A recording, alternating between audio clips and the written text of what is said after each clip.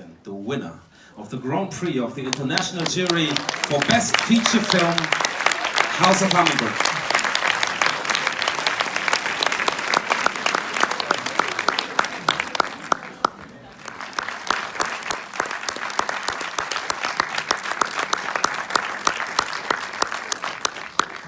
So, first of all, congratulations and a high five, time-traveling high five to the 14-year version of yourself. Last night you won this grand prize. I hope it sank in already a little bit. What does it mean? You know, all this attention, all this appreciation, all this love your film's receiving. What does it mean for you as a filmmaker, but also as a woman who's telling her story in a certain degree, because this is what you did with the film. First of all, can I just maybe quickly, and also my composer over there. Okay, thank you so much for watching my film. I'm the director of House of Hummingbird, Beol-sae, Bora Kim, and over there my composer Matthias Tanisha.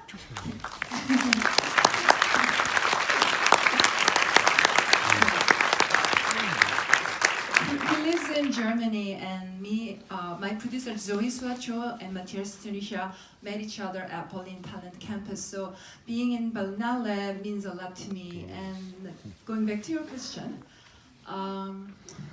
getting this reaction and love about this film means a lot to me, because making this film wasn't just about making a film, but more of making peace with my past. Also, it was more of therapeutic process to explore who I am and what it means to be a human being, and the truth of real meaning of my life. It was all like mixed up, like between film and my life. So it was it's very personal film, although it's fictional film. So it was very much related to my own life in the beginning, but now it became fictional film, but still it's very personal whenever I see this film. Also, whenever I see people's reaction and them showing love means a lot to me. Like, it's very overwhelming. Yeah.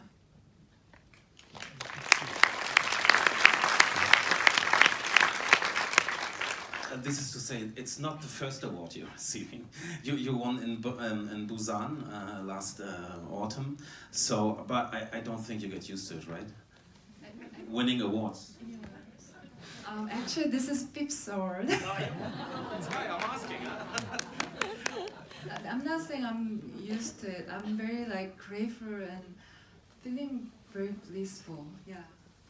For your first feature film, do you recall the day, or was there a day where you decided that you will put your story into a movie? Well, there wasn't specific particular date, but it started from my nightmare that I had when I was in graduate school. So I did my master's degree in New York, and that was my first time being in foreign country and speak new language. So I felt very rootless and unstable. And then during the time, with the feeling of instability, I started to have this nightmare that I had to go to middle school. And although I knew in my real life I was a graduate student, but for some reason I had to go to middle school for 3 years in the dream. And then whenever I woke up from the dream, I was all sweaty and felt so relieved by the fact that I don't have to go to middle school. It felt like nightmare that I have to go to middle school in the dream. So I started to, I just thought it was something going on. There's something going on around the time, and I decided to explore what it is. So I started to write down what happened during my adolescent years. So I started to write down lines or some episodes or some kind of trauma that I went through, and so I started to gather all these pieces of memories. So in the beginning it was just a big chunk of memories, and then it became a format of screenplay maybe 5 years later.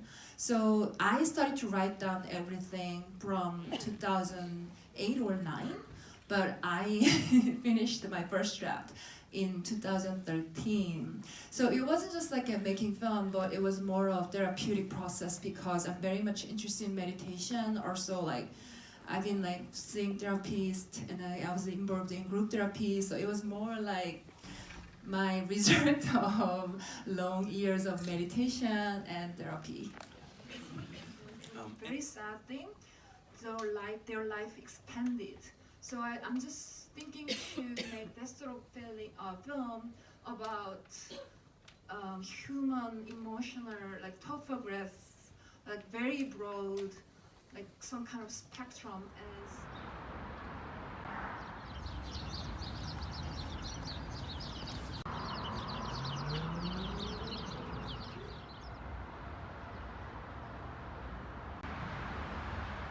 I know, it's hard to explain, and I hope you like the film, and we may have a conversation after the screening. Thank you very much.